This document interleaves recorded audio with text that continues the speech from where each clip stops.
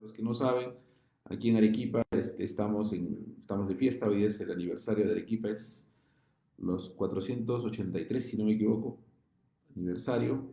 Y bueno, el corso de la amistad, que le llaman, pasa justo bueno, termina una cuadra arriba de mi casa y todos los carros pasan pues por la parte delantera, ¿no? Todos los carros alegóricos, las comparsas, los danzantes, todos pasan por aquí. Y hasta ahora siguen pasando, ¿no? Ya estamos 10 de la noche y siguen pasando todavía. Bueno, es un curso que ha empezado temprano, normalmente suele ser siempre una fiesta grande. Bueno, fue opacada por la pandemia y todos estos años que no han sido pues regulares. Pero este año ha regresado con fuerza, ha regresado con mucho ánimo de las personas, mucha presencia también de las personas. Salimos a eso de las 12, media hora antes de las 12 salimos a,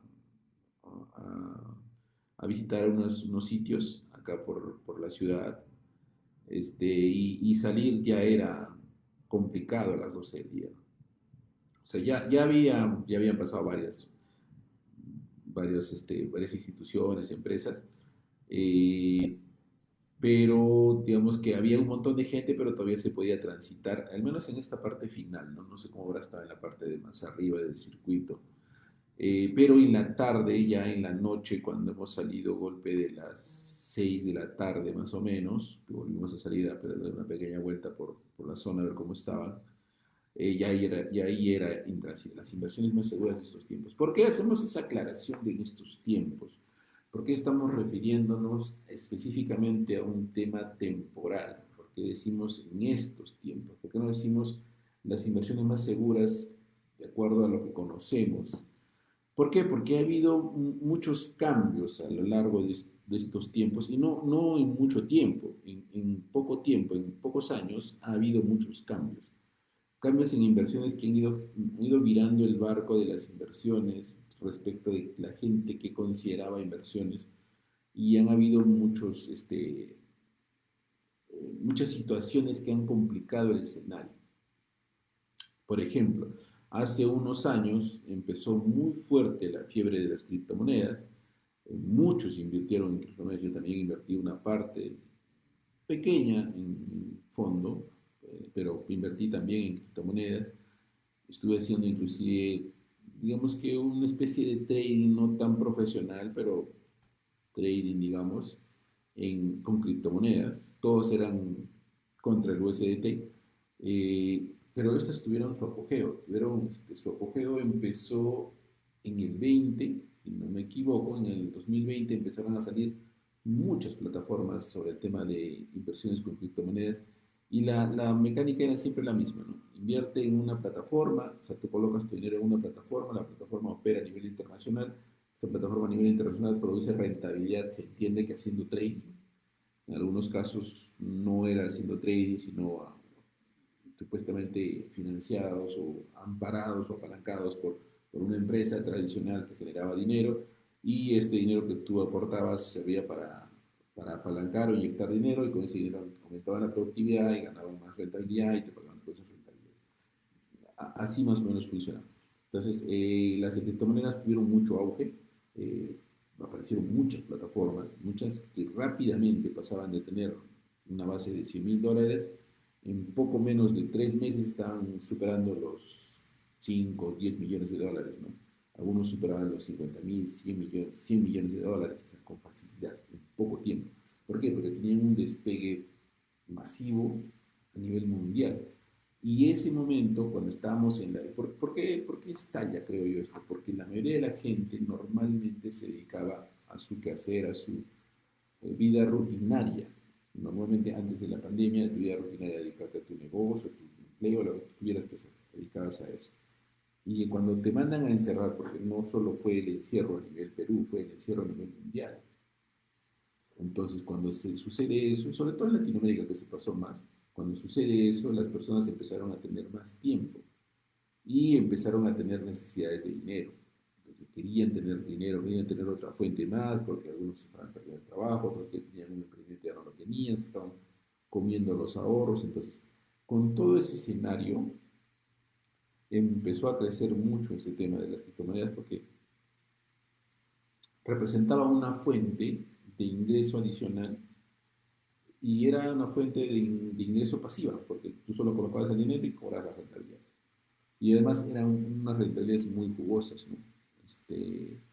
Yo recuerdo una que era duplica tu dinero en 18 meses, si no me equivoco, así era una, un poco menos, 13 meses, en 13 meses, 14 meses creo, que duplicabas tu dinero en 14 meses.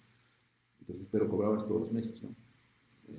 Y era cobrar en criptomonedas. Normalmente lo cobrabas en Bitcoin, de Bitcoin tú tenías que aprender la parte de cómo convertirlo a USDTs o USDCs y eso lo vendías y una vez vendiéndolos tenías dólares. Y con los dólares ya estaba en moneda transferible, palpable y podías utilizarlo. Normalmente era así. Y cuando tú querías hacer el proceso inverso, lo mismo, ¿no?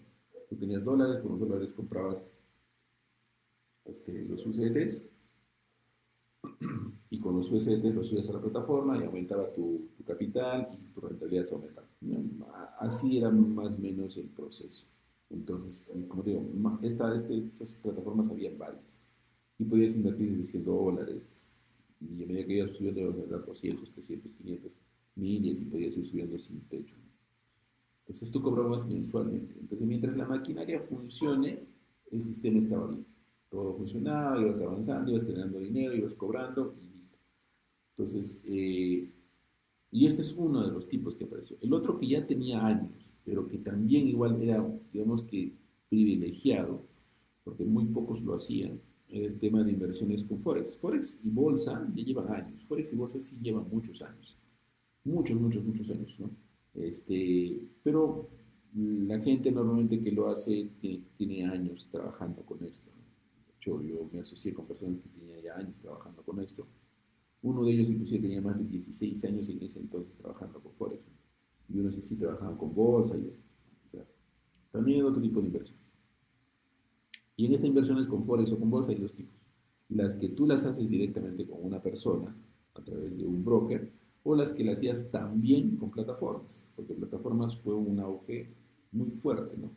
Una plataforma, tú ponías dinero y la plataforma operaba y listo, se acabó. Era una inversión totalmente pasiva. Y la otra era a través de una persona, que la persona tenía el equipo de traders y con los traders operaba, se generaba rentabilidad y te pagaba. También era pasiva, pero era, digamos que un poquito más aterrizada. En el fondo, digamos que eran lo mismo, solo que uno era una plataforma, no sabías cuál estaba su fuente, no sabías con quién estabas trabajando, cuáles eran las personas que operaban, nada, solo colocabas el dinero como una caja negra y salía el dinero, punto. El otro sí, tenías personas, conocías y todo. De hecho, nosotros hicimos ese tipo de inversiones, ¿no? Hacíamos inversiones nosotros, como algunos socios traders, hacíamos ese tipo de inversión. Con dinero, le metíamos a Forex, de Forex sacamos rentabilidad y generamos un rendimiento, ¿no? Esa es la forma como lo hacíamos. De hecho, seguimos en esa línea con Forex, pero ya con otras variantes y con otros considerandos. ¿Por qué? Porque estas inversiones en el fondo es dinero que trabaja y genera dinero, pero no tiene nada de al respaldo al costado. Simplemente es dinero que genera dinero, punto. Si ese dinero pierde dinero, pierde dinero. Algo así como los fondos mutuos, ¿no? Los fondos mutuos de los bancos también es otro tipo de inversión. Estas inversiones son similares. ¿Por qué? Porque en el fondo estos señores lo que hacen es lo mismo, solo que determinan un porcentaje con el cliente, cuánto de tu dinero se va a ir a qué cosa, ¿no? Normalmente 25, 50, 75, 100% de tu dinero se puede ir a la bolsa de valores. Y si se va a la bolsa de valores, hay una persona que trabaja en el banco, que opera ese dinero en escala, que opera ese dinero en la bolsa. Ellos deciden a qué meterle, a qué acciones meterle el dinero y producir rentabilidad. Y de esta rentabilidad, ellos producen una rentabilidad con un nivel de riesgo y de esta rentabilidad ellos también cobran por su administración. Tienen un costo por administración y la rentabilidad es para ti. La rentabilidad menos administración, eso es para ti. Entonces tú puedes retirar tu fondo cuando tú quieras, pero tienes ese considero. Entonces, ¿qué pasa si el operador de bolsa pierde? Hace una operación y en lugar de ganar, pierde. Obviamente tiene sus seguros, perderá sus mínimas y perderá poco, pero pierde. ¿Qué ha perdido? Ha perdido en base a tu capital, se ha comido tu capital. Un porcentaje de tu capital se ha comido. Entonces tu capital habrá bajado. Y con ese capital disminuido hará otras operaciones. Y así, y así podrá generar dinero. Y si le va bien en las operaciones, generará dinero. Y si le va mal, perderá dinero. Entonces tú pierdes dinero con los fondos mutuos si le va mal, ¿no? Entonces eso es una operación a través de un banco, pero hace lo mismo. Entonces operas en bolsa y puedes perder dinero y todo. Exactamente lo mismo, no hay otra diferencia. Entonces, esa es otra operación. Y también, ¿cuál es la garantía? Ninguna. Solo estás operando a través de un banco con una inversión pasiva. Mientras los operadores del banco tengan éxito, tengan buena fortuna, generarán dinero a tu favor. Y si les va mal, pues perderán dinero y así irá disminuyéndose tu capital, dependiendo del nivel de riesgo que tú hayas indicado, ¿no? Ahí, sencillo.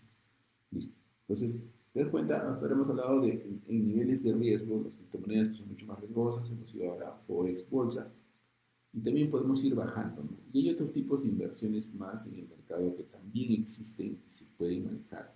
Existen inversiones este, con bonos del Estado. Las inversiones con bonos del Estado se entiende que son mucho más seguras. ¿Y por qué le pongo las comillas? Porque estamos partiendo de la premisa de que el país en el que estás comprando el bono es un país estable, un país que va a asumir su compromiso y te va a devolver tu dinero más la rentabilidad que se pactó contigo al momento de que tú compraste el bono. Pero hay algunos países que no lo han hecho. Caso de Argentina, caso de Venezuela, Ecuador también tuvo sus problemas, Brasil tuvo sus problemas. En realidad, si habláramos solo de los vecinos locales, sí, muchos han tenido problemas. Nosotros hemos tenido esos problemas también en Perú. Entonces, normalmente cuando un país no tiene el respaldo económico, su moneda se le evalúa y le va pésimo, tiene que hacerse un préstamo hacia afuera. El préstamo, de acuerdo a la clasificación que tienes tú como país, te aplica una tasa de interés mayor, te aplica techos de cuánto te puede financiar, y eso normalmente son créditos a un largo plazo. Pero normalmente, ¿para qué son esos créditos? Idealmente debería ser para inversiones en el país, pero normalmente son para pagar las deudas atrasadas, ¿no? ¿Y qué suelen hacer? Suelen, eh, digamos que, renegociar con las personas que han comprado el bono y aplazarles, digamos, con un rendimiento adicional para que les esperen más tiempo. Normalmente los bonos no son pues a corto tiempo, los bonos son mediano o largo plazo. Entonces yo recuerdo mucho los inversionistas golondrinas que decían en Argentina, ¿no? Donde habían gente que miraban que se acercaba en la fecha de cobrar el bono y sabían que el país no estaba en condiciones de pagarlo y las personas que habían invertido en su bono también querían recuperar dinero y esas personas salían a vender sus bonos. Y la persona que le compraba el bono a menos del valor, ¿no? Entonces, como que compro tu deuda, la compro a menos valor y yo me encargo de cobrarla, ¿no? Yo voy a cobrarla a más valor. Yo tendré mis mecanismos para cobrar. Entonces, esos inversionistas golondrinos hacían eso, ¿no? Decía, tú tienes un problema con tu bono, sabes que no lo vas a cobrar, de repente tienes un riesgo y yo te lo compro. Te lo compro al 80% o al 70% de lo que vale. Perfecto. Tú, que tenías un riesgo o un temor de que puedas perder tu dinero, que no vayas a recuperar tu dinero, terminabas vendiéndolo a menos del valor de lo que tú compraste, pero te quedabas con dinero líquido, con una pérdida pequeña, pero te quedas con dinero líquido y te deshacías de esa carga. Y había otro que se encargaba, que asumía con todo su bagaje de poder cobrar ese bono o de esperar el tiempo que sea necesario para poder cobrar ese bono. Entonces, eso es otro tipo de inversión que no todos lo hacen. Normalmente cuando el Estado, al menos en Perú, cuando el Estado peruano saca bonos, ¿quiénes se llevan los bonos? Se llevan las AFP, se llevan los bancos. Son los que se suelen topearse los bonos y normalmente para las personas no quedan bonos disponibles para comprar. Normalmente ellos se llevan los bonos. No son los que rápidamente se hacen los bonos del mercado y ya, le inyectaron capital al Estado, que es lo que el Estado estaba buscando, y ellos ya tienen los bonos y esperan el tiempo que tienen que esperar con la rentabilidad que ofrecen. Punto. ¿Qué otro tipo de inversiones hay? Hay inversiones en bienes raíces. En el tema de inversiones en bienes raíces es un campo muy amplio. Y ahí vamos entrando un poquito a este tema de las inversiones más seguras en estos tiempos. ¿Y por qué referimos en estos tiempos? Porque como les estaba contando, han ido sucediendo cosas a lo largo de los últimos años que han ido variando, que han ido mostrando otras caras de las inversiones. A tal punto que muchas de estas inversiones se han llamado estafas, pero en realidad no son como tal. Por más que le quieran dar esa figura, por más que la persona diga sí, es una estafa, por más que los abogados digan que es una estafa, en el mundo de las inversiones eso no es estafa. Eso está bien. ¿Por qué? Bueno, no todas, algunas que sí son estafa. ¿Por qué? Porque si tiene un vehículo que genera dinero y además capta dinero de manera voluntaria, la persona pone su dinero y le paga la rentabilidad mientras el vehículo funcione, está bien, está funcionando. Y si este vehículo estaba funcionando con ciertos niveles de riesgo, obviamente altos, porque tiene una rentabilidad alta, falla o cae, entonces ahí entra en un proceso de quiebra y tiene que entrar a un segundo, normalmente un segundo impulso, que es un impulso de recuperación, con la intención de recuperar, inyectarse de capital y volver a hacer el proceso. Pero si no lo logra hacer, el hueco se le hace más grande y ahora sí, recuperar, complicado. Algunos lo pueden hacer, algunos tratan de hacerlo, tratan de recuperar, pero normalmente ¿qué sucede en ese proceso cuando son plataformas? Y ahí es donde queda esa sensación de estafa, que como la plataforma está abierta a nivel mundial y normalmente se abre con códigos postales, algunos países que tienen de repente hasta son paraísos fiscales.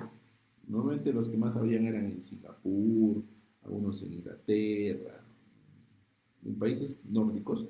Este, entonces se le hacía complicado a la gente ir a reclamar el dinero. Y aparte porque de repente tenían cantidades menores y los que podían reclamar iban y se daban cuenta que era solo un código postal, que en realidad la empresa estaba operando en, no sé, pues en Rusia, en Ucrania, en países nórdicos muy, muy al norte, y que en realidad el código solo era por un tema de conexión, para hacerse más internacional y cosas así. Entonces se te complicaba el panorama y la liquidación de esta empresa hacia los inversionistas se tornaba muy tediosa, muy lenta, y con el poco margen que tenían de dinero disponible se empezaba a liquidar y no se lograba, digamos, gran diferencia o gran beneficio. Al final, entonces, las personas que decían, bueno, se perdió el dinero, lamentablemente. Pero si como le vuelvo a decir, si es que lo comparas con un fondo mutuo, si el fondo mutuo pierde dinero, lo perdió. Si llegara el punto de que perdiera todo, lo perdió todo. Punto, quedó ahí. Y lo hiciste a través de una entidad financiera regulada, pero lo perdiste. Porque es fondo mutuo, es a lo que tú entraste. En estas empresas de plataforma normalmente pasa así. Te ofrecen una alta rentabilidad, pero también hay riesgo de pérdida. Esas letras chiquitas de riesgo de pérdida normalmente nosotros no las leemos. Y me incluyo con todas las letras, tampoco las leo. Y me ha pasado, he aprendido a la mala con estas plataformas cuál era la relación, cómo saber en qué nivel de madurez estaba una empresa de este tipo. Ya sabía por las acciones que hacían en qué etapa estaba. Pero eso lo aprendí a la mala. Entonces, en realidad no estamos hablando de estafa, porque la estafa es que recibe dinero tuyo y digamos que con tu mismo dinero te paga o te genera una sensación de que atrás hay algo y en realidad no hay nada y te dan el dinero hasta que se cumpla la meta y una vez que está la meta se cierra y desaparece. Normalmente eso sí es una estafa, pero en este caso no lo es. Por eso digo, no todas. Algunos casos lo son, otras sí. Entonces, las que no es las que estoy refiriéndome. Las que sí son estafas, sí, pues, o sea, definitivamente, y las estructuras Ponzi y todo eso, sí hay un montón. Y ahora se han aumentado, definitivamente han aumentado, porque la gente tenía más demanda de inversiones y han aparecido plataformas que no tienen nada. O sea, simplemente es una cara y atrás no hay nada. Llega dinero, llega dinero, llega dinero y van cumpliendo con los primeros. ¿Y con qué cumple con los primeros? Con los que entran debajo, pero debajo con los que entran debajo. Y mientras entre dinero, cada vez más amplia la base. Bienes raíces, aparentemente bienes raíces uno dice, no, comprar y vender terrenos, comprar y vender casas y punto. Y alquilar. Y hay que, en realidad no es así. O sea, eso es una pequeña parte. Y por eso digo que son inversiones muy seguras. ¿Por qué? Porque en principio una propiedad inmueble no se va. Una propiedad inmueble no desaparece. No es que hoy día está acá, mañana vuelves y se lo llevaron. No se lo han llevado, está ahí, sigue ahí. Que de repente tengas un dinero precario o tengas dificultades para poder hacerte de la propiedad, eso es verdad. pero la propiedad está ahí. Y si tú eres el propietario, pues la tienes ahí. O si tú te han puesto como garantía esta propiedad, la propiedad está ahí y la vas a tener. Por eso es que se convierte en una inversión segura. Y siempre la ha sido, solo que fue relegada por estas otras inversiones que aparecieron en el camino, poniéndose encima. Pero podemos volver hoy en día, con toda la coyuntura y con toda la situación económica a nivel mundial que nos está afectando, producto de la pandemia y la crisis que tuvo en ese momento, es que nos obliga a recurrir a este tipo de inversiones seguras, pero con ciertos considerandos. Considerandos que antes eran tomados muy poco en cuenta y que hoy día se toman mucho más porque tienen más relevancia, como es el caso de, por ejemplo, créditos con garantía, como es el caso de inversiones en habilitaciones urbanas, como es el caso de inversiones en proyectos, proyecto, por ejemplo, de digamos, resorts, proyectos turísticos, proyectos de construcción de viviendas, entonces, o proyectos de restaurantes, inclusive restaurantes turísticos, restaurantes temáticos, o sea, todo el tema de bienes raíces tiene un amplio abanico de opciones en las cuales tú puedes interactuar y puedes generar rentabilidad, partiendo de la base de que tienes la propiedad física ahí. Mientras la propiedad física esté ahí, tú puedes hacer cualquier operación encima y sabes que el respaldo está ahí abajo. Siempre lo tienes y está ahí. Esa es la base con la cual tú puedes trabajar. Claro, en algunos casos puede hasta demorarte la recuperación, pero no desaparece porque la tienes ahí. Existe y es tangible. Entonces, definitivamente uno de los escenarios que mejor pinta en este momento, una de las opciones que mejor pinta en esta situación complicada en la que estamos, es inclinarnos por el tema de inversiones con bienes raíces, porque tenemos esa garantía. Entonces, nosotros también hemos entrado con ese tema. Hace tiempo teníamos la idea, pero no se nos dio porque estábamos haciendo otro tipo de inversiones. Después sí nos vimos enfocados y ahora estamos enfocados netamente en inversiones en bienes raíces. Básicamente dos. Una, inversiones con proyectos de habilitación y otro, inversiones con garantías. Ambas muy relacionadas, pero estamos dando más el foco en este momento a inversiones con proyectos de habilitación. Pues tenemos un proyecto en este momento, estamos sacando, estamos viendo otros también, pero este está por el momento saliendo al mercado, que es el proyecto residencial turístico de Manantial. Es un proyecto que tiene un concepto de vida y salud, tiene un concepto de hacer que las personas recuperen la salud, recuperen la vida, recuperen la vitalidad. ¿Por qué? Porque este proyecto está diseñado en un ambiente que tiene esas condiciones, está hecho en la selva del lado sur del Perú, en Puerto Abandonado. ¿Por qué? Porque tenemos un nicho de mercado que son personas desde Ica, Ayacucho, Huancavelica, Cusco, Abancay, Huaylas, Puno, Moquegua, Tacna, Arequipa.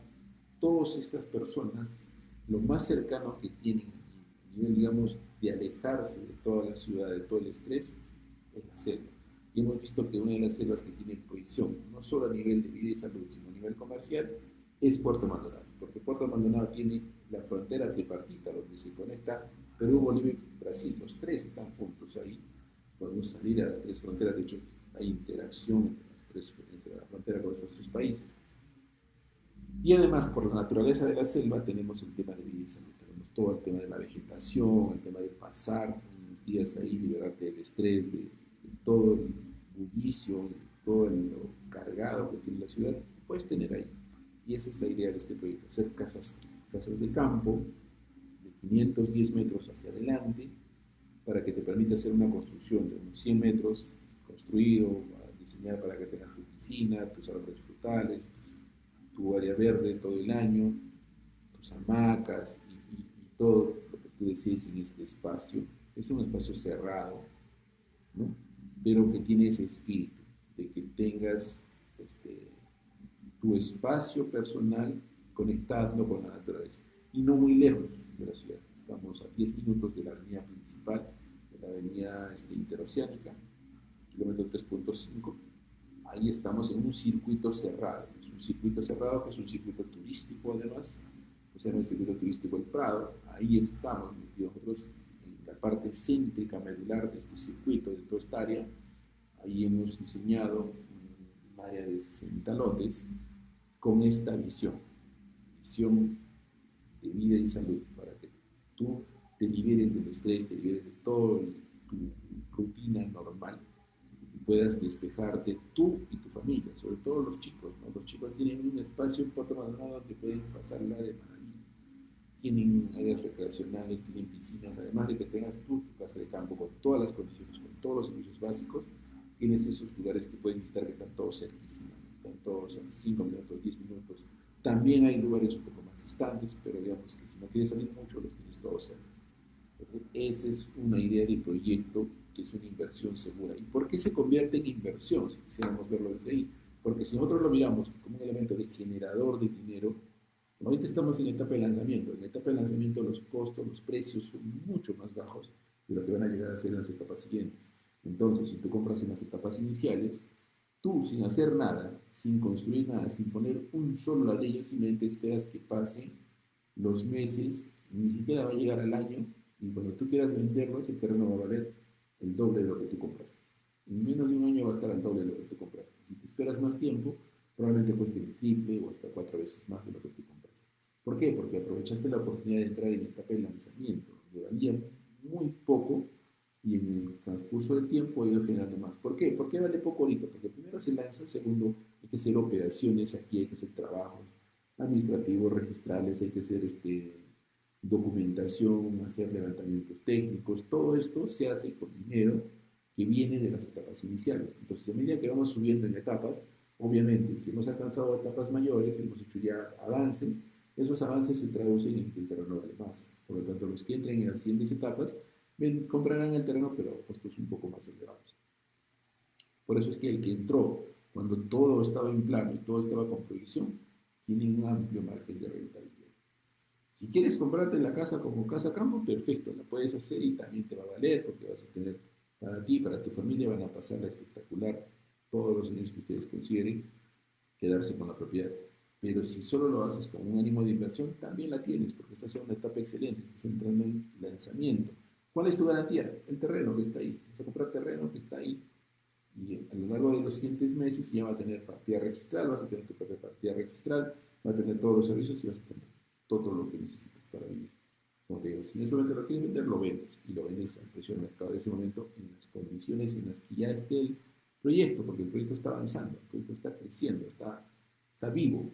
Ahí tenemos mucho nosotros, por ejemplo, ya el tema de la limpieza, está todo totalmente plano. Vamos a hacer, mientras vamos avanzando con la documentación y no dejarlo ahí que crezca la maleza, vamos a plantar algunas frutas, unos productos para que la tierra se encuentre limpia, libre, ¿no? Entonces, cuando vayamos avanzando y lleguemos a la etapa de ya hacer las divisiones y todo, empezaremos a planar y haremos otro tipo de trabajo. Por ahora está limpio y estamos haciendo algunas siembras básicas para que se mantenga así, limpio, no se nos crezca maleza en este espacio, ¿no? Porque en la selva todo se produce muy rápido, todo se reproduce muy rápido. Tú puedes dejar una semilla, vuelves al siguiente año, encuentras un árbol y con frutas. Entonces, te va a pasar muy rápido si lo dejas así. Entonces, tienes que trabajarlo mientras vas avanzando con las otras gestiones. Y estamos en eso. Entonces, ya estamos avanzando con esas cosas también. Ahí tienes una inversión totalmente segura, tienes el terreno como respaldo, estás entrando en una etapa muy buena, porque es etapa inicial, con una muy buena predicción de qué cosa puedes tener. Es más, te cuento un dato. Hasta hace unos 10 años, Puerto Maldonado estaba por los 200.000 habitantes. Hoy día estamos casi por los 300.000. Está habiendo un crecimiento bastante bueno en esta ciudad. Está creciendo la ciudad y por lo tanto las oportunidades también se están dando, ¿no? Entonces por ahí también tienes otra expectativa de que a nivel comercio, a nivel recreación están creciendo los proyectos. Y esta es una oportunidad muy buena para entrar en este momento. Venimos de una larga para y ahora todo se está reactivando y se está reactivando con fuerza. Entonces tienes ahí una buena inversión. Listo, eso quería comentarles el día de hoy. Me estiré un poquito más de lo que esperaba, pero era importante transmitirles esta información. Igual mañana seguimos conversando, seguimos hablando de otros temas más relacionados con el tema de las inversiones, con el tema de lo que podemos hacer nosotros hoy día para generar rentabilidades. ¿Listo? Eso es todo. Nos vemos, cuídense, nos vemos en Facebook.